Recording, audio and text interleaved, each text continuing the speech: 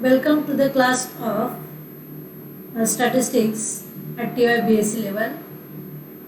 We are discussing a paper 3, Introduction to Regression Analysis. In this particular chapter, we have discussed how to fit linear regression model to given bivariate data. So with one independent variable, we discuss how to find the regression estimates beta naught and beta 1. Similarly, we discuss the properties of regression coefficients, that is unbiasedness of these regression coefficients, linear combination of your variable y. You can represent beta naught and beta 1 in terms of x and y. Further, we computed standard error of our regression estimates. These standard errors are used in order to find the confidence interval for the population parameters beta naught and beta 1, and further we apply certain tests in order to see the significance of these regression coefficients. Now, in this particular paper, we are discussing introduction to variables and data. Then we discuss simple linear regression. Up till now, we are familiar with the term correlation. Further, how to find population covariance for beta naught and beta 1, we have also computed that. Now, our next task is to find the things for multiple regression. The same thing which we have studied for bivariate data, those things are analogous to multiple regression. So, we are going to study now multiple regression, and our last topic from this particular paper is logistic regression. Okay. So, up till now we have discussed variables, type of variables. See, when we are discussing multivariable data, the multivariable data is of either 4 types. Actually, we have studied it at FYBSc, SYBSc level. So, the data types are either nominal, ordinal, interval or ratio scale, isn't it? But in case, depending upon the nature of the data variable, we are trying to fit our regression models. For example, if we have a categorical type of data, that is dichotomous data, then one has to go for logistic regression. When we have data of interval type or ratio type, we go for our usual linear regression method or non-linear regression method with one variable as an independent variable or more than one variable, that is multivariate analysis. Okay, so these things you have to remember as it is because we need it in our discussion. Further, our data should be satisfy certain properties, that is the data should coming from normally distributed. Further, our errors should be independent. So these two things are very important while discussing regression analysis. So, in general, dependent variable is result or outcome of an experiment. Independent variables are explanatory variables such as sex, age, diet, exercise, etc. There are some independent variables such as satisfaction, health or status. These are called as latent variables, and some measurable indicators such as education, employment, visit, miles walked, etc. So, one has to think of these variables while doing regression analysis. So, this is just you can say revision of the data type and variable data type. Further, in chapter 1, we have discussed simple linear regression. In that case, if we plot the points x and y with the help of scatter diagram in as a two coordinate geometry, then we generally take independent variable on x axis, dependent variable on axis, and if you try to find out the equation of the line which pass through almost all points, which we call as line of best fit, and that line of best fit has certain slope, we denote it by b, and this b is our regression coefficient of y on x. This a is y intercept. Okay, putting x is equal to 0, we'll get y intercept a. Okay, so this is general form of linear regression. In that case, we discuss the mean of data sets, then variance, which is standard deviation square, then we can compute population covariance sigma xy, which is expected value of x minus mu x, where mu x is population mean for variable x, mu y is population mean for variable y. And similarly, we define product movement correlation coefficient rho, which is equal to sigma xy upon sigma x into sigma y. And we know that this r lies between -1 to +1. So this is a sort of revision whatever we have discussed up till now. Now we will discuss introduction to multivariate analysis.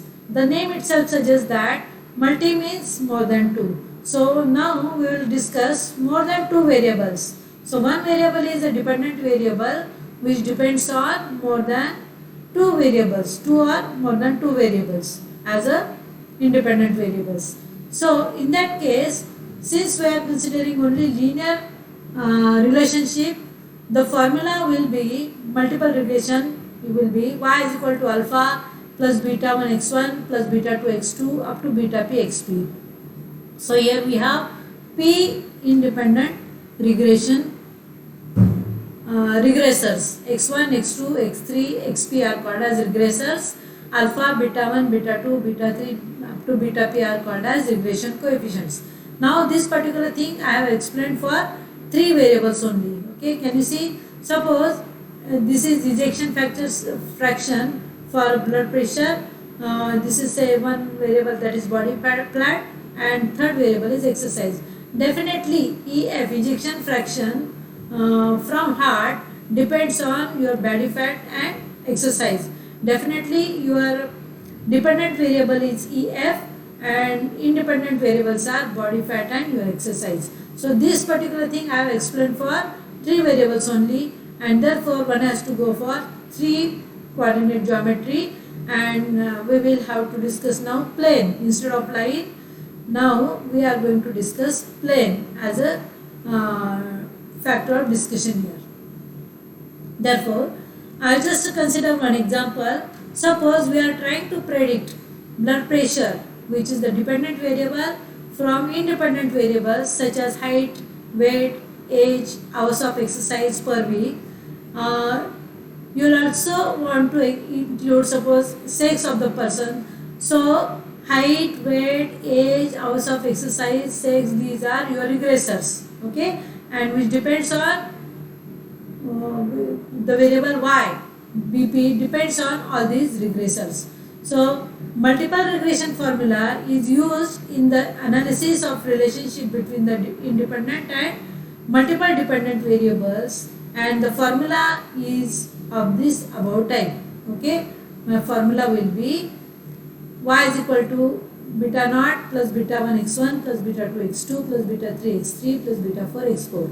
Okay, now in order to get feel of this particular problem, let us discuss one real life example. So in this case, what we'll do, we'll determine the association between the response variable and the term is, which we call it as statistically significant relation. Further, we determine how well the model fits your data. So this is just significance of beta naught and beta 1, and further computation of R square, or with the help of F test in ANOVA, we are trying to find out whether our model is good or not for given situation, and then we analyze our regression equation with certain norms by computing class intervals for your regression coefficients, also to test the significance of beta naught, beta 1, to compute coefficient of determination R square, etc. So validity of our model can be tested by these ways. Now suppose this is the one example. Here your y variable, which is dependent variable, which depends on two independent variables x1 and x2, and we have a set of 6 data. Okay, so for y, x1, x2 we have 3 observations simultaneously. Definitely your y depends on x1 and x2. So my regression model, linear regression model will be y is equal to beta naught plus beta 1 x1 plus beta 2 x2, and my task is to determine the values of beta j for given set. Okay, so here we have only 6 observations. Okay, so n is equal to 6. Now we know that the method of least square equation says that if you put the value of x1 and x2 and value of y also, and then you will have 6 equations. Okay, for example, the first equation is 144 is equal to beta naught plus 18x1 plus 52x2.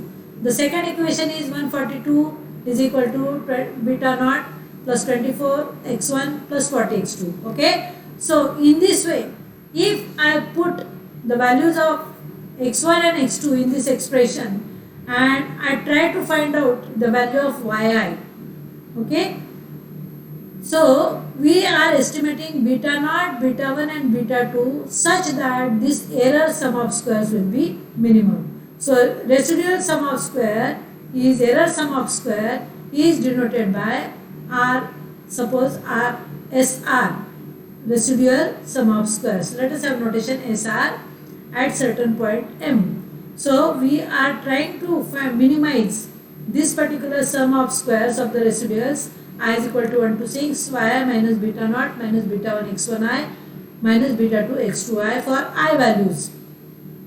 So by mathematical in mathematics or in algebra, this particular function has maxima or minima if I take derivative of Sm with respect to those constants. Here now beta naught, beta 1 and beta 2 are constants to be estimated with this particular equation. So I'll try to take partial derivative of R SRM, that is residual sum of squares with respect to beta naught, and equate it to 0. That will give me one value. Similarly, again differentiate your residual sum of square with respect to beta 1. That will be my equation number 2.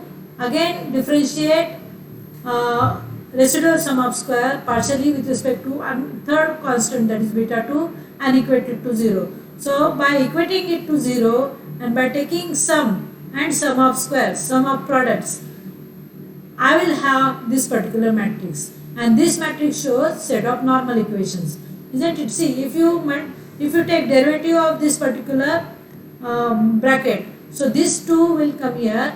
Because of there is minus sign of beta naught, minus sign will be here, and the rest of the things will be as it is. Since on the left hand side there is 0, you can always cancel this minus 2 with this 0, and therefore my equation will be summation of yi is equal to, I will take on the left hand side, summation of beta naught plus summation of beta 1 x1i plus summation of beta 2 x2i. Since beta naught, beta 1, beta 2 are constants, my equation will be summation of yi is equal to n times beta naught plus beta 1 into summation of x1i plus beta 2 into summation of x2i. So this gives rise to my first row of this particular matrix. So n beta naught plus summation of x1i beta 1 plus summation of x2i beta 2 is equal to summation of yi on the left hand side. Similarly, if you solve this particular equation, again cancel this minus 2 since there is 0 on the left hand side. Again take this x1i with this particular bracket. Okay, so here can you see the term is x1i into yi, that will come here, and on the left hand side summation of x1i into beta naught. So beta naught is here, so it is simply summation of x1i. Then multiply this by x1i, that is x1i into x1i is x1i square, and the third term will be summation of x1i into x2i is here. Okay, similarly you go for the third equation. So actually this is my 3 by 3 matrix, this is my 3 by 1 which is constants to be determined, and this is 3 by 1. Okay, so I can take, see in mathematics, if this is your capital X as a matrix, so x beta is equal to xy. Okay, and in this way, since there are 3 equations and 3 unknowns, we can always estimate beta naught, beta 1 and beta 2 using this, or you can just take inverse of this particular matrix. So x inverse, suppose if you take inverse of this matrix, beta naught, beta 1, beta 2, this particular unit matrix is equal to x inverse of y, x inverse into y, that will give me solution, and solution is obtained by solving this, and I will get beta naught is equal to 150.166, beta 1 is minus something, and beta 2 is 0.581. So in matrix notation, if you see this is your matrix y is equal to a beta, okay. Suppose this matrix, suppose this is your matrix y, and suppose this is your a and this is your beta. So my equation is y is equal to a into beta, and therefore beta is a inverse of y, a inverse into y. If you look at the order of the matrix, here order of the matrix is 3 by 3, okay. N number of observations are 6 and number of regression coefficients are 3. So your matrix Y is n by 1, since we have 6 observations. So 6 by 1, and this is n by 3, and this is 3 by 1, okay. And in this way you can see that your beta will have a vector of order 3 by 1. So in matrix notation you can find out the values like this. Now therefore equation of my regression plane, since it is in 3 dimension, I will call it as plane. So yi is equal to 150.166 minus 2.731 x1i, it should be x1i, plus 0.581 x2i, okay. And this I you can solve it for 1 to n, because we have n observations. So after finishing this particular topic, we are going to discuss logistic regression, nonlinear regression, and canonical regression, okay. Now we will discuss the same thing in matrix notation. Now suppose now we are going to fit a multiple regression model to given data set. So here y is my response variable, which depends on p independent variables, say x1, x2 up to xp, okay. And here p is number of regressors or explanatory variable. In the previous case, number of regressors are 2. Therefore, a multiple linear regression model relating to p regressors to response variable y is expressed as your variable y is equal to beta naught. This is your variable which is independent of all variables, which we also called as intercept, beta naught plus beta 1 x1 plus beta 2 x2 plus beta p xp, okay. And epsilon is the error term in the model. Now the most important thing is we are dealing with this epsilon only. So what are the restrictions on this epsilon? So errors epsilon should be identically and independently distributed. That is, their distribution must be same, which is normal, and they are independent of each other. Further they are independently distributed normal variates with mean 0. That is, expected value of epsilon should be equal to 0 and variance of epsilon should be equal to sigma square. So this is the model assumption for this our linear regression model. So this assumption is very important. Unless and until we assume these things, we cannot validate our model. Similarly, the second one of the important restriction is measurements on the regressor values of xi are without errors, or if they have error, the error is very negligible. So with these two assumptions, we are going to study this particular linear regression model. Now this is the conditional expectation, that is, for given values of vector x, that means different values of xi, for in a row, expected value of y given x is equal to x is beta naught plus beta 1x plus beta 2x2 plus beta p xp.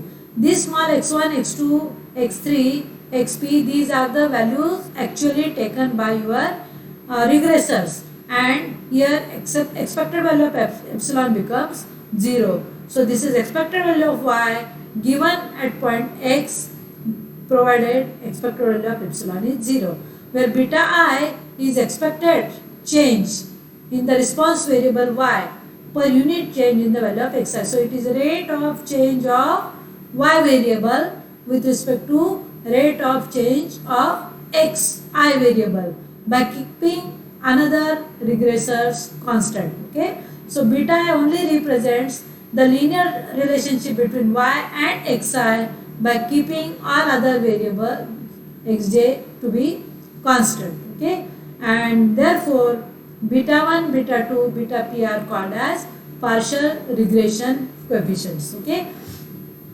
because they represent part of variation in the variable y with respect to variable xi. Now the next thing is that you need to obtain estimation of regression estimates. Just like linear regression estimates for one variable or two variables, we are going to discuss it for more than two variables, but here we will discuss this thing in terms of matrix notation. So fitting of regression model is same as estimation of the parameters. Fitting of regression model means you are estimating the parameters beta naught, beta 1, beta p, and these to be estimated by using your usual method of least square technique. So suppose we have n observations on 1 plus p variables, because one variable is your yi and other p variables are your regressors x1, x2, up to xp. So how many observations are there total? So these are total p plus 1 into n observations. So we will define xij. Xij is the jth observation on ith regressor xi.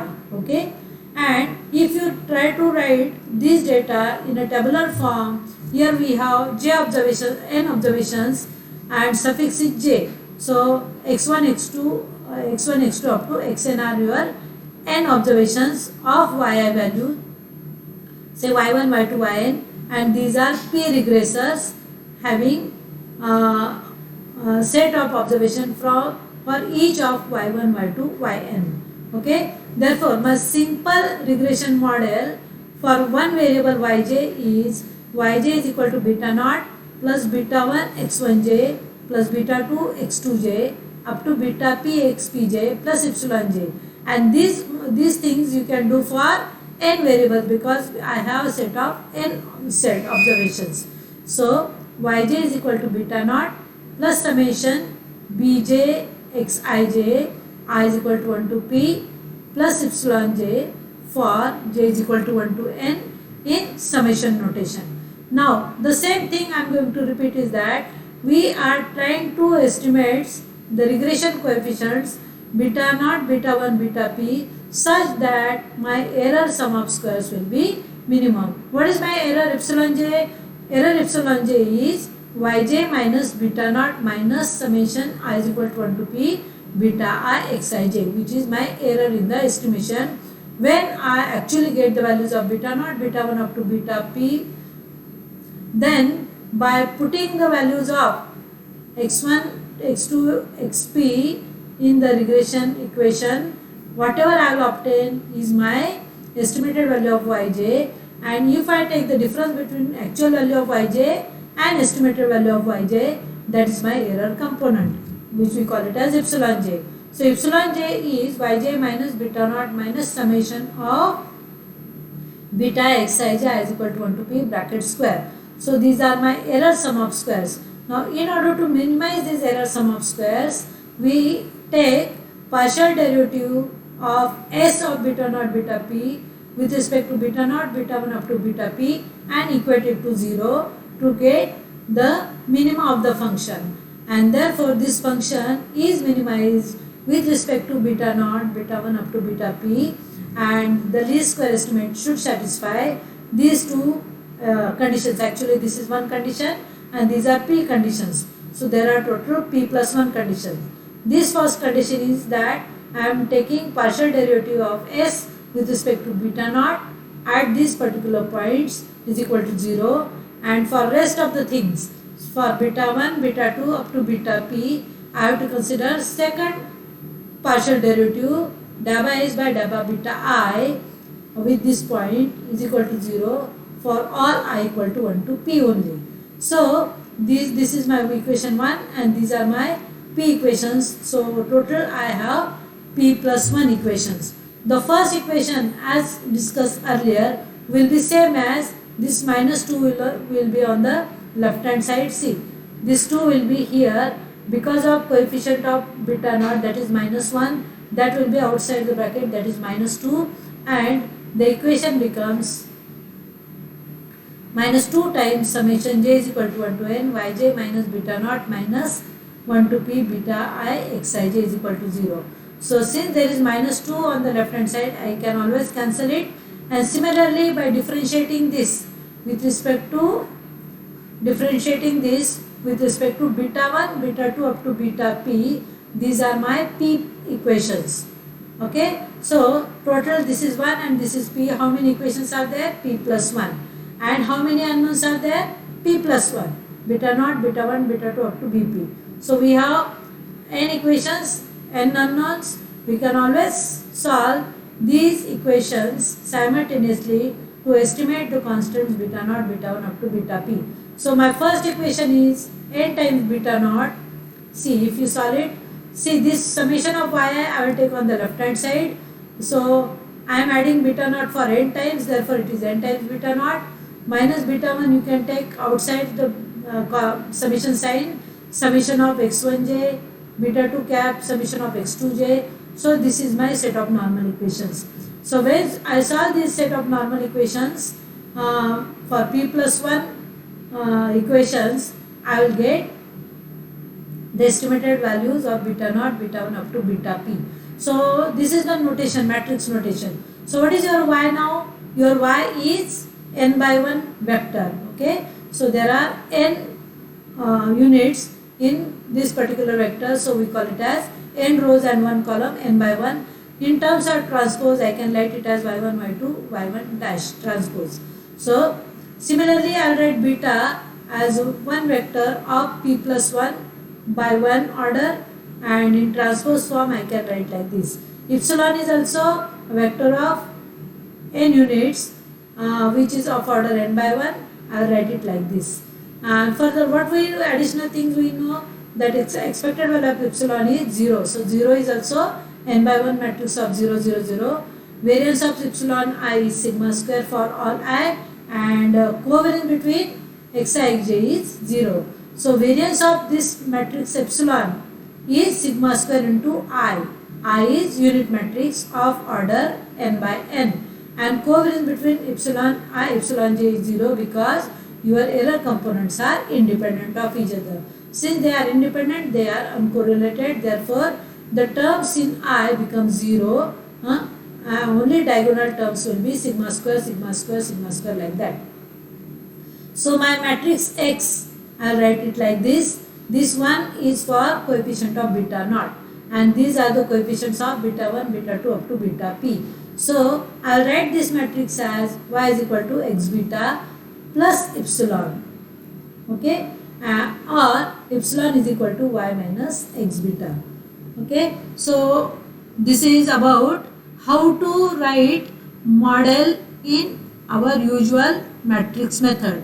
The rest of the algebra for matrix we will discuss in next lecture, and one assignment on this particular lecture I will give it tomorrow. Further, these two notes which we have discussed just now, we will see it in a Google class again. You will get these notes from Google class also. So okay, thank you. Thank you once again.